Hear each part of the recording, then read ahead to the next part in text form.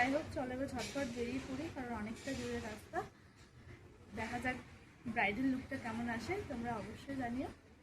চলো যাই। ব্রাইডের বাড়ি গিয়ে দেখি ব্রাইড এইভাবে বসে আছে। আমি যাওয়ার পর ব্রাইড গেল বাকি রিচুয়ালসগুলো কমপ্লিট করতে, বেশ অনেকটাই দেরি হয়ে গেছিলো। আচ্ছা, আমার এক্সট্রিম লেভেলের ছটফটে ব্রাইড, মানে কি বলবো, যেমন ছটফটে তেমন খুঁতে। বলো কেমন সাজবে?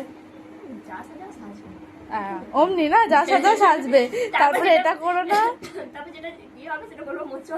না তুমি বলো, কলকাতা যেমন বললে, কলকাতা আমার গাল কলকা করে দেবে, এখানে ছোট বড় করে একটা দিয়ে কলকা করে দেবে, এগুলো টিপ দেবে।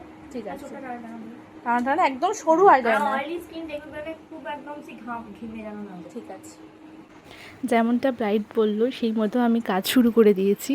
আর আমি যেমনটা প্রথমে বললাম, আজকে আমার ব্রাইড ভীষণ চঞ্চল, একদমই তাই, আমার ব্রাইড ছিল ভীষণ চঞ্চল। আর আমি মেকআপের প্রত্যেকটা স্টেপ করেছি আমার ব্রাইডকে দেখিয়ে দেখিয়ে। ও আয়নায় দেখে দেখে বলছিল ঠিক আছে, তারপরে আমি সেটাকে ছাড়ছিলাম। তো ওর কিছু কিছু ছিল ডিমান্ড, যেমন আইলাইনার একদম সরু হবে, আইশ্যাডো হালকা হবে, আমি ঠিক সেই মতনই করেছি। ব্রাইডাল বুকিং আমার চলছে, যারা যারা বুক করতে চাইছো অবশ্যই স্ক্রিনে দেওয়া নাম্বারে আমাকে হোয়াটসঅ্যাপ বা ফোন করে নিতে পারো।